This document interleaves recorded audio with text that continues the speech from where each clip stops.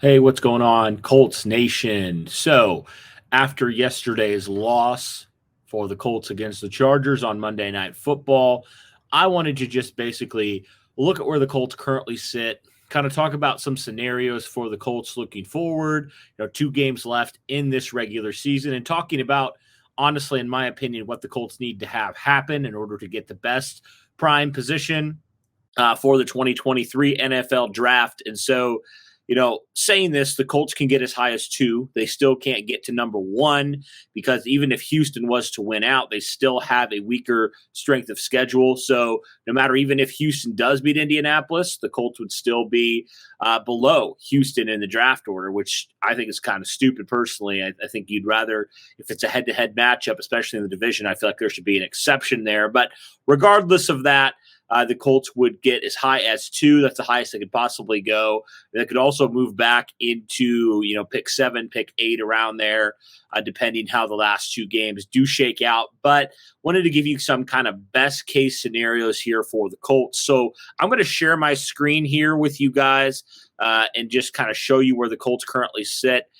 Some other teams that are ahead of them, some teams that are directly right behind them, and kind of go from there. So here we go. Let's look at this. So Colts currently sit, as you see, in the number 5 spot right now, according to Tankathon. Let me see if I can zoom in. Oops, a little much there. So Indianapolis right now currently sits at number 5. There's 2 teams that also right ahead of them have 4 wins as well. So, just because of that tie, again, right now kind of screwing the Colts over, even though the Colts do have a weaker strength of schedule than Arizona, they are still sitting there behind them at number 5, while Arizona holds on to number 4 because Arizona has 11 losses and the Colts only have 10.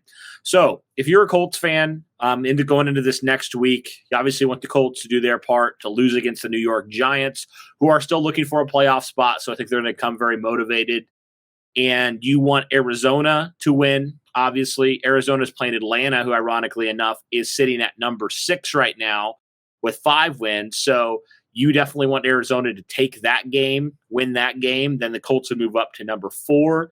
And then really you got to root for Denver against Kansas City. That's not a great matchup, obviously. Kansas City, one of the hottest teams in the NFL, but just hoping that Denver just has the game of their life coming off of the firing of their head coach, Nathaniel Hackett. Hopefully they come out firing and they look fantastic. I'm not holding my breath for that, but that's the 2 scenarios that you really want to hope for going into this next week and the next couple weeks, that, a combination of Arizona and Denver, they win at least one of their games. And also you want probably Houston to win out as well, right? Houston right now, they just won their second game of the season against Tennessee. You want them to go and win the next 2 games. Obviously this week against Jacksonville is going to be big. And then the following week as well, you want them to beat us as far as that goes. And then you really, what I'm looking at, guys, specifically is the number 2 overall pick right now, Chicago, because Chicago's not looking for a quarter. I need Chicago to stay where they're at. I don't need them to win any more pointless games. Don't beat Detroit. I need them to lose right now, right? Because while the Colts could still technically get ahead of them in the draft order, I'd rather Chicago have the number 1 overall pick than Houston, because Chicago's a prime trade target for the Colts. If they wanted to trade up, they'd be able to get ahead of Houston and pick whoever they want, right? And so for me, that makes the most sense. You obviously want the Rams to keep winning as well. You want Atlanta to win probably not this game, obviously, because they're playing Arizona, but you want them to win their final game. And then, just want some of these other teams to just continue what they're doing.